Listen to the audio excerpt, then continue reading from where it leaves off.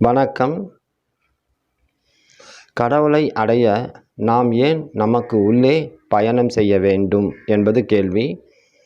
இதற்கான விளக்கத்தை சொல்லக்கூடிய வீடியோ இது. கடவுளை அடைய வேண்டுமானால் கடவுள் என்பது நம்முடைய கோல். அதை சென்று அடைவது நம்முடைய நான் என்ற ஈகோ. ஸோ கோல் இங்கே இருக்குன்னு எப்படி இது முடிவு கட்ட முடியும் பார்க்கலாம். இதற்கு தடையாக இருக்கக்கூடிய வினைப்பதிவு, அதன் சேர்க்கை, அதுவும் நம்மிடமே இருக்கிறது. கடவுள் என்ற உயிர் நம்மிடம் இருக்கிறது. அது நம்முடைய கோல். அதை சென்று சேரக்கூடிய நான் ஆகிய ஈகோ என்பதும் நம்மிடம்தான் இருக்கிறது. மூன்றாவது, இந்த கடவுளுக்கும் இந்த நானுக்கும் இடையே தடையாக இருக்கக்கூடிய பழைய வினைப்பதிவுகளின் தொகுப்பும் நம்மிடமே இருக்கிறது. இவைகள் எல்லாம் மனிதனுக்கு உரிய அந்த 96 தத்துவங்களிலிருந்து எடுக்கப்பட்ட உறுப்புகள் தான். கடவுள் என்பது நம்முடைய உயிர், அதுவே நம்முடைய இறைவன் என்று சொல்லக்கூடியதும், அதை சென்று சேரக்கூடிய நான் ஈகோ. இது இடையே தடையாக இருக்கக்கூடியது சித்தம் என்று சொல்லக்கூடிய பழைய வினைப்பதிவுகளின் தொகுப்பு. நம்முடைய அந்த கரணங்கள் இருக்குது, நமக்கு தெரியும். அது மனம், புத்தி, சித்தம், அகங்காரம். இதில் அகங்காரம் என்பது தான் நான் என்பது, அதுவே ஈகோ. சரிங்களா? இப்போ அகங்காரம் நம்மக்கிட்ட இருக்குன்னு தெரிஞ்சு போச்சு. சித்தம் என்பது நம்முடைய வினைப்பதிவுகளின் தொகுப்பு. இந்த 3 விதமான வினைப்பதிவுகளும் அந்த சித்தத்தில் தான் அடங்கி இருக்கும். சஞ்சிதம், பிராரப்தம், அகாமியம். சஞ்சிதம் நாம் இதுக்கு பழைய பிறப்புகளின் அனைத்து விதமான வினைப்பதிவுகளின் தொகுப்பு. பிராரப்தம் இந்த ஜென்மத்தில் நாம் அனுபவிப்பதற்காக கொண்டு வந்த வினைப்பதிவுகளின் தொகுப்பு. அகாமியம் பிறந்த பிறகு நாம் சேர்த்து கொண்ட அஞ்ஞான வாழ்க்கையில் ஏற்பட்ட வினைப்பதிவுகளின் தொகுப்பு. இந்த அனைத்தும் சேர்ந்து தான் நம்மிடம் சித்தமாக இருக்கிறது. இது தடை. ஸோ அந்த காரணத்தில் இருக்கக்கூடிய 4 சித்தமும் அகங்காரம் நமக்கு இங்கு முக்கிய கருவிகளாக இருக்கிறது.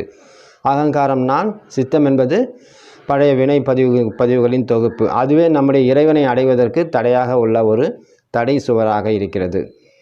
இறைவன் என்று சொல்லக்கூடியது இறைவனின் ஒரு அம்சமாக நமக்கு உள்ளே இருப்பது நம்முடைய உயிர். அது நம்முடைய சிவம் என்று சொல்லக்கூடியது. சரிங்களா?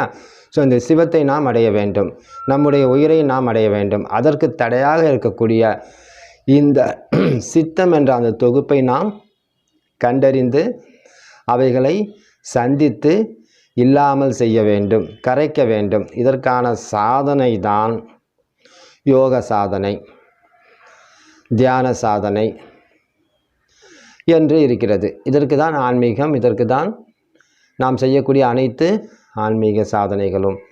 இந்த சாதனையை மேற்கொண்டு இந்த நானாகியது தன்னுடைய உண்மையான இடத்தில் சென்று சேர வேண்டும். அதற்கு தடையாக இருக்கக்கூடிய அந்த பழைய வினைப்பதிவுகளின் தொகுப்பை இல்லாமல் செய்ய வேண்டும். அதற்கு யோகத்தை அது பயன்படுத்த வேண்டும். யோகம் என்றால் தியானம் அல்லது எத்தனையோ விதமான யோக பயிற்சிகள் உண்டு. அதை நாம் மேற்கொண்டு அந்த தடையை நீக்கி கொண்டு விட்டால் இந்த நானாகியது அதோடைய உண்மையான இருப்பிடமான அந்த உயிர்த்தன்மையில் சென்று ஐக்கியமாகிவிடும். இப்போது இந்த வினைப்பதிவின் காரணமாக பல ஜென்மங்களை எடுத்துக்கொண்டு பலவிதமான துன்பம், இன்பம் என்ற பல அவஸ்தைகளை அது அனுபவித்து கொண்டிருக்கிறது. இதுவே அதன் நிம்மதியற்ற நிலைக்கு முக்கிய காரணமாக இருக்கிறது என்பதை நாம் தெரிந்து கொள்ள வேண்டும். ஸோ இந்த ஆன்மீக பயிற்சி எல்லாமே என்னது? இந்த நானுக்கும் நம்முடைய இறைவனுக்கும் இடையே இருக்கக்கூடிய தடையாகிய அந்த வினைப்பதிவின் தொகுப்பை இல்லாமல் செய்வது. அதை செய்வது கிரியா யோகம் அல்லது எல்லா விதமான யோக பயிற்சிகளும் தியானமும் அதை சரியாக செய்கிறது. இதற்கு தான் ஆன்மீக பயிற்சிகள் என்பதை நாம் இங்கு புரிந்து கொள்ளலாம். ஸோ இந்த 3மே நம்மக்கிட்டவே இருக்கிறதால தேடிக்கொண்டிருப்பவன், அடையக்கூடிய பொருள், இடையே இருக்கக்கூடிய தடை, மூணுமே நம்மிடமே இருக்கிறதால நாம் இந்த ஆன்மீக முயற்சிக்கு வெளியே போய் எங்கேயும் முயற்சி பண்ண வேண்டியதில்லை. நம்ம உட்கார்ந்த இடத்துலையே நாம் இந்த முயற்சியை செய்து வெற்றி பெற முடியும் அப்படின்னு நம்ம புரிஞ்சுக்கணும். இதிலேருந்து ஓஷோ சொல்லுவார், நீங்கள் உங்கள் இலக்கை அடைவதற்கு, அதாவது உங்கள் இறைத்தன்மையை அடைவதற்கு ஒரே ஒரு காலடி கூட நீங்கள் எடுத்து வச்சு போக வேண்டிய அவசியம் இல்லை. நீங்கள் இருக்கிற இடத்துலையே இருந்து யோகத்தை மேற்கொண்டால் உங்கள் உயிர்த்தன்மையை நீங்கள் அங்கேயே பெற்றுக்கொள்ளலாம். உங்கள் இறைநிலையை நீங்கள் அங்கேயே அடைந்து விடலாம் அப்படின்னு ரொம்ப அழகாக சொல்லுவார். அடுத்த வீடியோவில் நம்ம பார்ப்போம். அதுவரை நன்றி, வணக்கம்.